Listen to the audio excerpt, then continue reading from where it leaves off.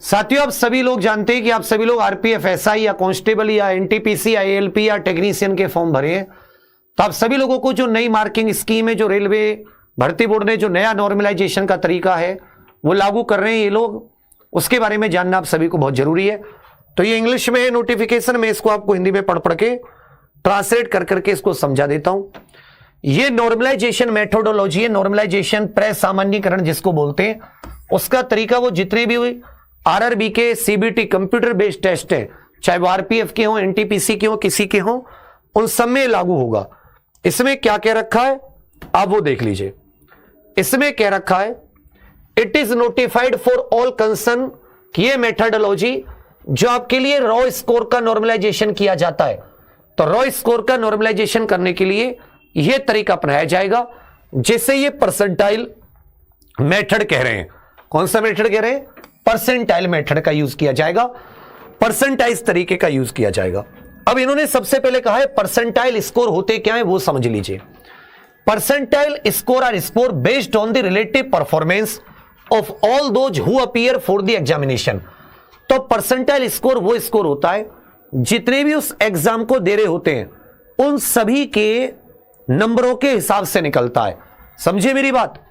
Marks obtained are transformed into a scale ranging from 100 to 0 for each shift of examine. The percentile score is not the same as the percentage of marks. तो ये percentile और percentage अलग अलग है। इसमें जो scale है, जो भी आपके रॉ मार्क्स होते हैं, उन सबको 100 से लेकर 0 तक का एक स्केल होता है। हर शिफ्ट में उस स्केल के हिसाब से आपके मार्क्स को कन्वर्ट कर दिया जाता है।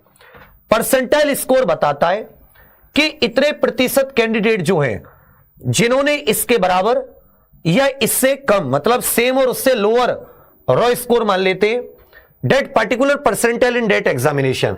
तो टॉपर जो है, हाईएस्ट स्कोर जिसका होगा of each shift will get the same percentile of 100 which is desirable. The marks obtained in between the highest and lowest score और also converted to appropriate percentile. कहने का मतलब है कि इसमें जो हाईएस्ट स्कोर है, जिसको भी जो टॉपर है उस शिफ्ट का, उस टॉपर के मार्क्स को 100 परसेंटाइल कर दिया जाएगा। ठीक है, चाहे उसके मार्क्स रॉ मार्क्स बेशक 100% ना हो। जैसे मान लो कोई पेपर 100 नंबर का है, उसके नंबर बेशक 100 नहीं आए हों, अगर 100 आते तभी तो हम कहते हैं 100% स्कोर आया। अगर मान लेता हूं उसका 100 में से 80 नंबर आए और वो टॉपर है, उस शिफ्ट में उस बच्चे के सबसे ज्यादा स्कोर है 100 में से 80, तो जो 80 नंबर उसने प्राप्त किए उनको 100 परसेंटाइल मान लिया जाएगा। और फिर 80 और मान लो किसी के जो सबसे लो बच्चा है उसके 10 नंबर आए, तो अब इसी फॉर्मूले के हिसाब से कि उसके सबके नंबरों को क्या कर दिया जाएगा, परसेंटाइल में बदल दिया जाएगा। ठीक है भैया, चलिए उसके बाद में जो परसेंटाइल स्कोर होगा वो नॉर्मलाइज्ड स्कोर होगा और उसी के हिसाब से मेरिट लिस्ट बनाई जाएगी। रॉ स्कोर का इसमें कोई भी काम नहीं आएगा। Percentile score of a candidate वो इस प्रकार से निकाला जाता है कि number of candidate appeared in the shift with raw score equal to और लेस देन द कैंडिडेट।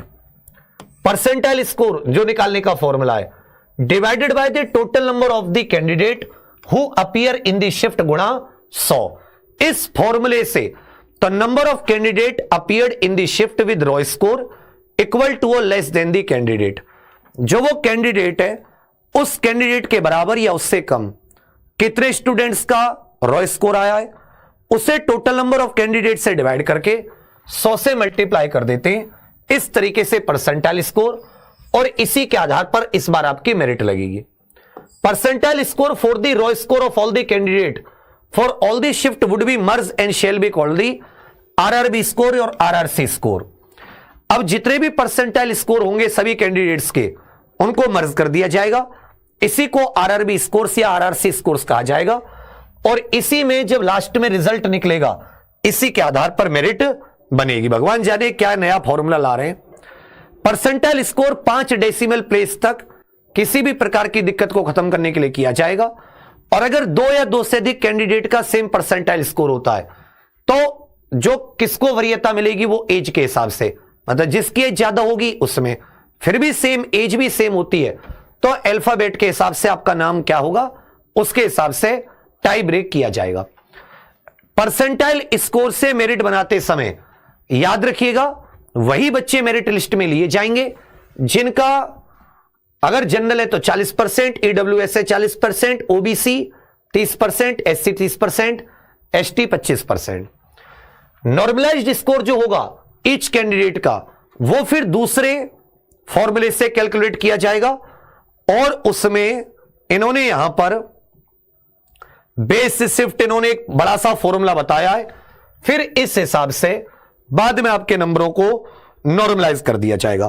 तो इनका कहना कम शब्दों में मैं आपको बताऊं ये है कि जो रॉ स्कोर के आधार पर पहले तय होता था, अब इन्होंने रॉ स्कोर को खत्म करके ये परसेंटाइल स्कोर ले आए। तो रॉ स्कोर के आधार पर जो कुछ निकलता था उसकी जगह इन्होंने क्या ले आए, एक परसेंटाइल वाला सिस्टम ले आए। यही परसेंटाइल स्कोर जो है इसी के आधार पर मेरिट लगेगी, यही परसेंटाइल स्कोर है जिसको नॉर्मलाइज किया जाएगा।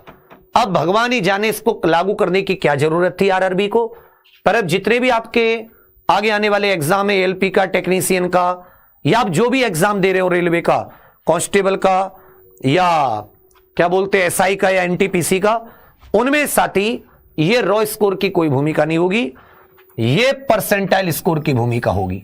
और परसेंटाइल स्कोर जो होता है वो पूरी शिफ्ट में बाकी बच्चों के स्कोर कितने, हाईएस्ट के, लोएस्ट के, उसके आधार पर तय किया जाता है।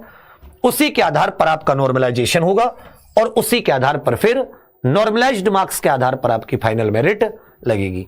अब ये नई नई कारनामे करते रहते हैं। अब जानते रेल मंत्रालय कितना डेडिकेटेड मंत्रालय, मंत्री जी को रील बनाने से फुर्सत नहीं है, अधिकारियों को रॉ स्कोर को बदल के परसेंटाइल करने से फुर्सत नहीं है, पेपर लेने की चिंता किसी को नहीं है, सही समय पर भर्ती देने की चिंता किसी को नहीं है, भर्ती की संख्या सही हो, पदों की संख्या सही हो, इससे किसी को कोई मतलब नहीं है।